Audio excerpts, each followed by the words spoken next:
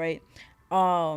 So what is really happening when you get a BBL? Like, what is going into your body? And also, what's the all right? You have liquid BBL, and then it's other types. Yes. And then also, what's the difference between like you doing like the fat transfer, like taking fat from your body and going? I know that was like a big question, but no. So that's a great question actually, because we do liquid BBLs in the office. So, and people ask that all the time. So a BBL, or like a Brazilian butt lift, is what it stands for. Basically, is a fat graft. Basically, like you explained, where you take fat from one part of your body. It's usually done through liposuction. Usually people will remove excess fat from their stomach or their back, their arms, or their thighs, and the doctor will basically like retrieve the most healthy fat from whatever they extracted from the different parts of your body, and they inject it into your butt. And so basically it instantly plumps up your booty, and that's what a BBL is. Now that is a it's crazy, man. I know our producers back there like, okay, crazy, man. So that's a surgical BBL, and that is high risk also. There's a lot of possible complications with that. It can get very scary. A lot of people, like, they heard about that comedian whose wife died recently. Oh yeah. I forget his name now, but you know who I'm talking about. I can't think of his name. What's his name? DC Youngfly. DC Youngfly, yes. And his wife had a procedure, a plastic surgery procedure, and she ended up, passing away, and it was very unfortunate. So why would something like that happen? Like what? And that's the thing. It's like, from what I understand, it wasn't even related directly to the procedure. Like, something else in her body happened while she was under.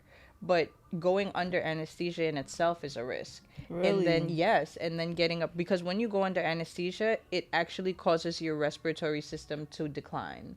And that's why you have to have like an anesthesiologist there who's constantly monitoring your breathing to make sure you don't go too low to where you don't come back. Because you're not breathing. You'll stop breathing. You're breathing, but your breathing goes down like all the way. It's not like a normal breathing pattern. Wow. Yep.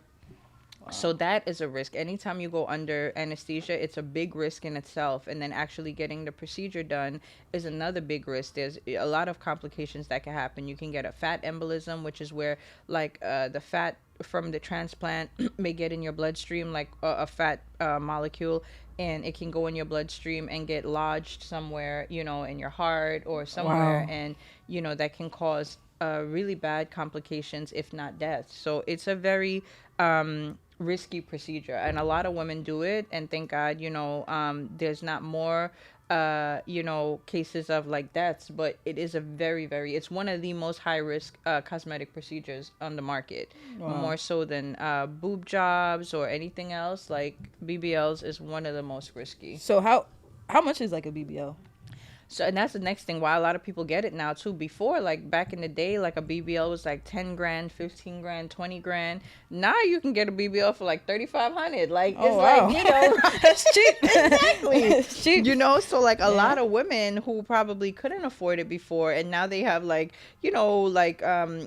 care credit and all these things you can do to like finance it too, so you don't even finance have to. You can finance a BBL. Financing your butt not crazy. First of all, how about, I saw the other day, my assistant sent me a thing that they accepting Klarna and Afterpay for BBL. No, that's crazy. That is crazy. Like, no, Afterpay for a butt is crazy, girl. I said, wait a minute, like That's what crazy. is really happening here? That's crazy. Wow. Yes. Yep. Wow. That's what happens when something becomes exactly. It's a business. Exactly, it is. Wow. It's a big business, and so the price dropped. It's a lot of doctors who are offering it now, so a lot more people are getting it. But so it's not that expensive anymore. So what's the difference between like butt shots and a BBL? So and that's a good question too, because a lot of people think that liquid BBL is butt shots, and it's not. So butt shots is an illegal procedure that people, most of them were not even licensed, who were injecting silicone and other substances that shouldn't be in your body into your butt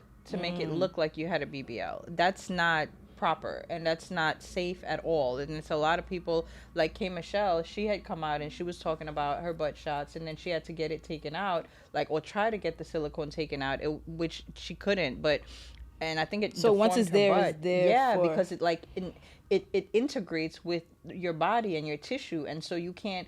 It's not like a silicone boob implant where like they could just take out the whole implant and leave you like that. Like when they inject the silicone and the other substances, it goes all over your body. So they can't just take it out in one lump sum. It goes all over, so they could take out as much as they can, but it's still a lot of it that stays in your body. So butt shots are not recommended. It's not legal. I don't recommend anybody getting butt shots, but a liquid BBL is the safer procedure to a surgical BBL. So liquid BBL, we do that in the office, and it is like a non-surgical BBL. So we use substances like Sculptra or Radiesse, which are basically biostimulators. And what those are is collagen producing substance. It's like a substance that we inject into the booty, and it basically plumps up the fat in the area. So it takes your fat that's already in your booty and plumps it up to make it look bigger. So it's not like a fat transfer, because we're not adding fat like a BBL. Exactly. And we're basically fattening up the fat that's there already. Yeah. So that's a very safe procedure, much safer than a surgical BBL. It's much more comfortable also, because with a surgical BBL, you can't sit on your butt for like 6 to 8 weeks. So what you do, girl? If you only knew what they be doing, they be like laying down, they be kneeling down. I saw a picture with a whole bunch of girls. Like people usually go with their friends. I saw a picture with a whole bunch of girls like laying on a bed. Yes, like, that they lay in the Uber like in the back seat, and they got their legs up. It's a mess. It's a mess. It's a mess. Nah. But yeah, so that's crazy. With liquid BBLs, you don't have to do that. You can sit on your butt right away. It's a very safe procedure, and a lot of clients have been opting to do that versus going under the knife and getting a surgical BBL, because it is safer and it's more natural.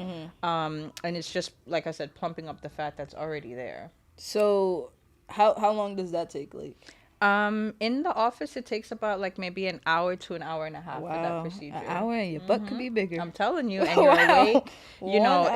awake.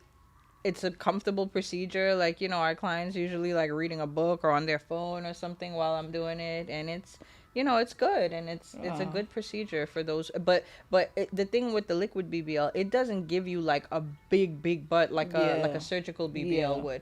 It gives you like a little plump, a little bit more like a more natural plump. So it would shape your butt too. Exactly. It would shape it more, but it's not gonna give you like that big donkey booty like a surgical BBL would. And a lot of people don't want that anymore, anyways. So is it possible for you to, I don't know if unliquid is a word, but like, if you want to get rid of the liquid BBL? So with the liquid BBL, over time, your body does reabsorb the substance. So it does go away. Oh, so you will have to like do it.